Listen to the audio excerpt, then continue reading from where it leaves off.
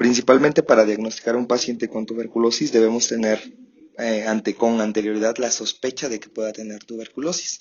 ¿En qué nos vamos a basar para sospechar que un paciente tenga tuberculosis? Bueno, las guías de práctica clínica nos dicen que un paciente sospechoso es aquel que tiene tos productiva por más de 2 semanas de evolución sin algún otro diagnóstico o con un diagnóstico establecido y un tratamiento establecido, pero que no se dan los síntomas. Debemos sospechar esto en pacientes de alto riesgo.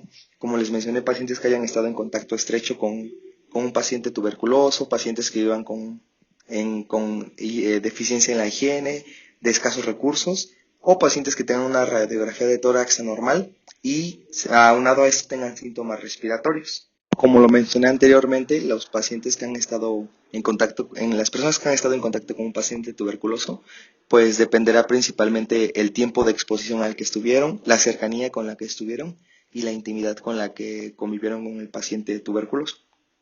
Bueno, y los métodos diagnósticos, pues podemos encontrar el examen microscópico de los AFB, como lo mencioné, acid fast bacil, en frotis de esputo o tejido. Debemos tomar 3 muestras. El cultivo de micobacterias es el diagnóstico definitivo, depende del aislamiento e identificación del M. tuberculosis.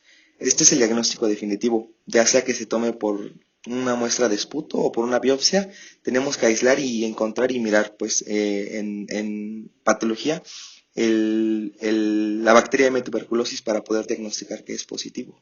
También podemos encontrar amplificación de ácidos nucleicos, que son métodos que tienen nuevos auges, técnicas radiográficas, bueno, que nos van a apoyar principalmente a la estratificación del riesgo y el pronóstico para el paciente, para verificar que hayan formado cavidades o cuáles son sus patrones radiológicos. Y como fuera del diagnóstico, pero más que nada para el tratamiento, podemos hacer una valoración a sensibilidad a fármacos, para así poder tomar la pauta terapéutica y saber pues exactamente en este paciente qué fármacos sí le funcionan y qué fármacos no le funcionan e ir directo al tratamiento adecuado.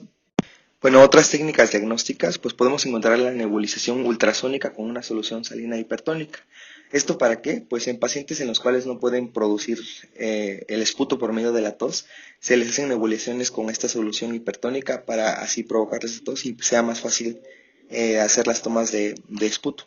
La broncoscopía acompañada de cepillo bronquial y lavado bronquialular, bueno, principalmente se ocupa para diagnosticar, para hacer un diagnóstico diferencial o descartar que no haya tumores que estén dando esta sintomatología que pudiéramos confundir con tuberculosis. Y bueno, vamos a decir que una infección es latente cuando un paciente se ha infectado y pues exactamente como su nombre lo dice, va a mantener el bacilo. Para esto vamos a ocupar la prueba de PPD, que como vamos a ver es descubierta por el científico Robert Koch en 1981, en la cual él utilizó la tuberculina antigua, conocida como OT, para desencadenar una reacción cutánea en un paciente cuando se le inyectaba. En 1932 esta tuberculina se purifica y se consigue el PPD, que es Purified Protein Derivative, y en la actualidad se sigue usando este PPD para hacer estas pruebas. Aunque tiene una falta de especificidad, nos va a dar un factor pronóstico para saber si el paciente tiene infección latente o no la tiene. Bueno, y los resultados de esa prueba los vamos a poder identificar por el tamaño de la manifestación cutánea de la reacción cutánea que nos haga este bacilo.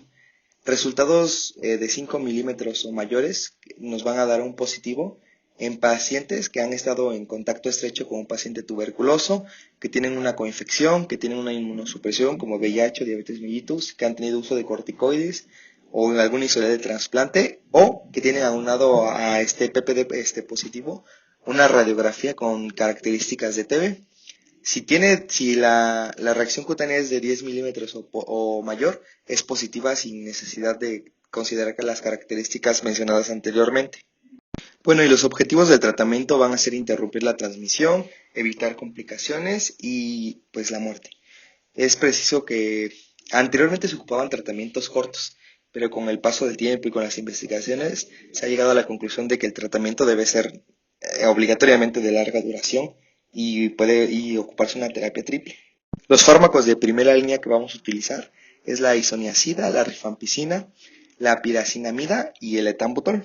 Los fármacos de segunda línea, pues está considerada la streptomicina, la kanamicina, la amicacina, la capreomicina y quinolonas de tercera generación como levofloxacina, catifloxacina y mixflacina.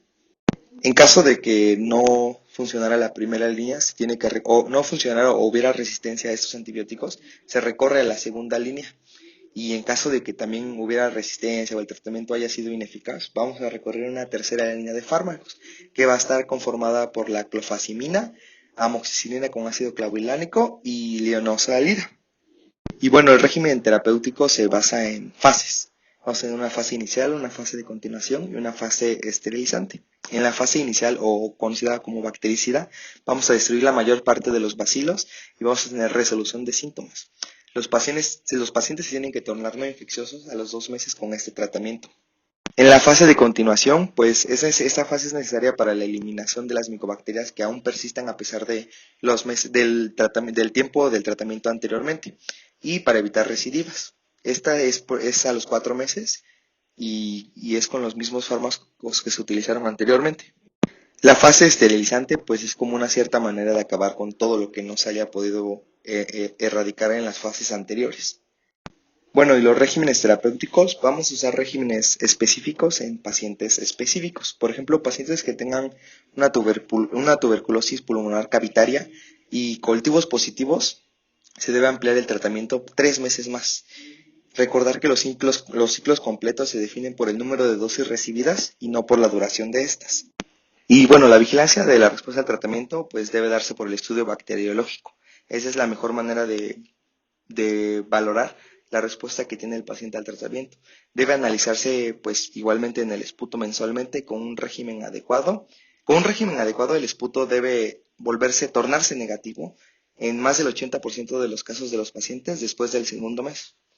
Y al final del tercer mes los cultivos deben ser negativos en prácticamente todos los pacientes. Si esto no se consigue, pues esto nos va a servir como una idea de si está funcionando o no está funcionando el tratamiento y para poder tomar otras estrategias terapéuticas.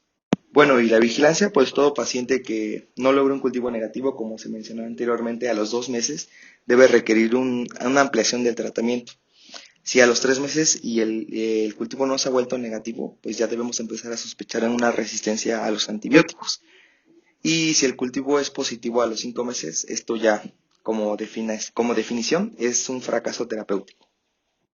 Y bueno, como conclusiones, esta enfermedad es una enfermedad que, si bien existen esquemas de tratamiento, esquemas terapéuticos, no tiene una cura.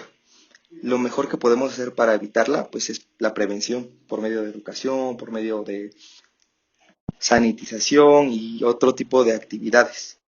El pronóstico de la enfermedad va a depender principalmente de que se haga un diagnóstico oportuno y se dé un tratamiento adecuado. También es importante mencionar la importancia de la vacunación con la vacuna de BCG, ya que esta es la mejor manera de prevenir la tuberculosis. La vacuna BCG se debe al nombre de Bacilo Galmet-Guerin, que se obtuvo de la cepa de M. bovis en 1921. La eficacia de la vacuna pues va a variar según la zona en la que se vaya a aplicar. Es inocua, y rara vez causa sintomatología. Y pues se recomienda la vacunación en todos los pacientes con alta incidencia de tuberculosis, entre los cuales pues está México.